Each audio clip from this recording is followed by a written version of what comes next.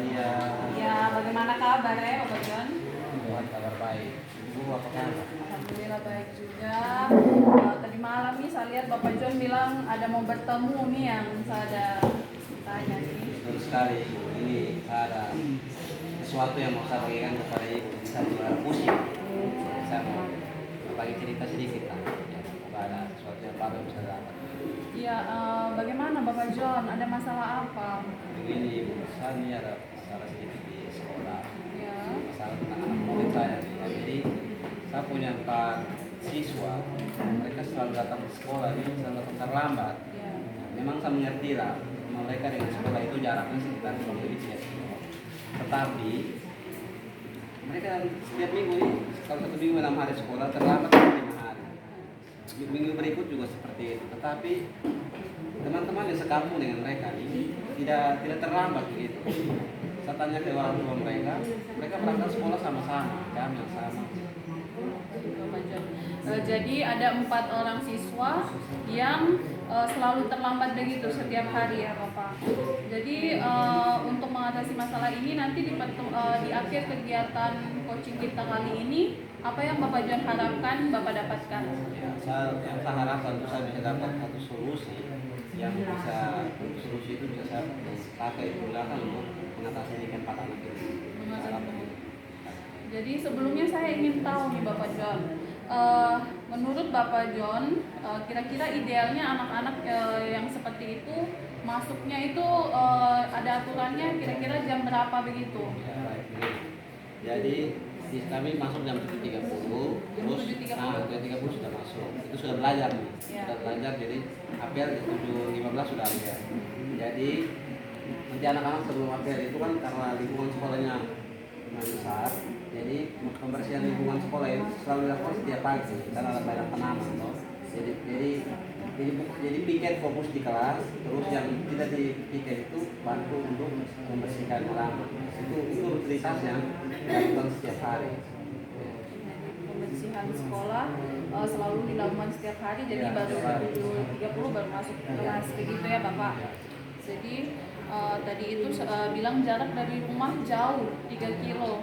Kira-kira selain jarak dari rumah, adakah hal-hal lain yang mungkin Bapak ketahui kenapa yang menyebabkan anak-anak ini biasa terlambat itu, keempat anak ini? Ya, selain ini rumah jaraknya jauh, terus mereka harus jalan kaki karena kan tidak ada kendaraan. Mereka jalan kaki harus kendaraan, terus harus lewat satu kali besar. Tapi menurut saya itu untuk kali dengan jarak itu tidak jadi masalah. Karena teman-teman lain mereka bisa sampai di sekolah loh, terus mereka ini terlambat terus. Mesti masalahnya itu, kecuali sekampung mereka terus terlambat, itu tidak apa-apa. Khusus tempat ini, yang laki-laki ini. Jadi misalnya selama 1 bulan itu hampir setiap hari mereka. Oh, jadi seperti itu ya. Nah, untuk masalah ini kira-kira sebelumnya itu karena hampir setiap hari mereka terlambat, apa yang sudah Bapak lakukan atau dari pihak sekolah lakukan mungkin? Yang pihak sekolah lakukan itu biasa kalau misalnya ada kesempatan untuk pergi gereja, kan mereka di situ di daerah gereja. Jadi kalau kami pergi gereja, kami diberi kesempatan untuk warta jemaat. Diberi kesempatan, jadi mungkin ada warta jemaat dan pernah sekali kita sampaikan kepada orang tua bahwa sekarang ini pendekatan kepada anak beda. Jadi lebih kepada bagaimana supaya anak nyaman di sekolah. Jadi disampaikan karena pukul terus di sekolah, jadi makanya mereka datang terlambat. Tetapi ketika saya sampaikan seperti di orang tua, tidak, anak baik-baik saja. Mereka berangkat sekolah juga sama-sama dengan kawan yang lain, bangun pagi tetap yang sama. Tapi saya kasih tahu mereka selalu terlambat sampai di sekolah. Jadi ini orang tua bisa sampai di waktu percabangan ke sekolah itu yang satu ini anak yang 4 ini belok sini, yang keempat ini belok begitu. Mungkin bisa jadi begitu. Karena ada 2 jalan ke sekolah. Ketika lewat kali itu ada 2 cabang. Apakah Bapak sudah pernah melakukan pendekatan secara persuasif khusus ke 4 anak ini? Untuk pendekatan secara individu, saya sudah ketemu mereka, sudah sampaikan. Mungkin kalian cerita dulu, saya sampaikan mereka cerita dulu apa yang mereka alami. Tetapi mesti diam saja, mesti tidak pernah omong. Jadi besok, terus kita buat perjanjian, besok ini kasih kesempatan untuk kalau bisa 1 minggu tuh 3 kali terlambat juga baik. Mesti itu diberi pertama, tetapi kita tidak bisa. Kita tidak bisa. pasti ada sesuatu yang mereka hindari. Iya. Mungkin ya Bapak. Jadi tadi saya ada catat di sini kalau Bapak ini sudah melakukan beberapa hal untuk mengatasi permasalahan ini, seperti warta gereja, habis itu berdiskusi dengan orang tua, habis itu juga melakukan pendekatan individual ke 4 orang anak dan juga melakukan mereka perjanjian-perjanjian dengan mereka. Namun kira-kira apakah ada hal lain yang baru yang belum pernah Bapak lakukan yang mungkin bisa Bapak lakukan kembali untuk mengatasi masalah ini? Makanya setelah yang seperti tadi saya sudah diskusi dengan orang tua, jadi orang tua sampaikan bisa jangan sampai waktu di cabang jalan itu yang mereka berpisah di sini. Jadi itu yang pertama. Yang kedua, saya pikirnya mungkin juga kan setiap pagi harus kerja bakti. Mungkin mereka menghindari kerja bakti juga. Kan setiap pagi harus bersihkan halaman dulu baru masuk sekolah. Mungkin mereka menghindari itu. Tetapi mereka tidak punya cara. Jadi cara menghindari mereka itu melebihi batas waktu. Maksudnya melebihi batas waktu. Karena mereka tidak punya HP yang melihat jam bagaimana. Mereka yang bisa tebak-tebak matahari kan udah bisa. Ya. Jadi mungkin ini yang jadi rencana saya itu kalau setiap absen siswa suruh mungkin pindah sekolah bisa. Mungkin misalnya kayak hari Senin begitu turun nanti kali kan tidak begitu jauh dari sekolah, mungkin di cabang itu perhatikan mereka di situ. Setelah itu kalau bisa terus saya itu kalau rencana itu kalau berjalan lain terus pagi itu mungkin lebih ke musik-musik di sekolah ya.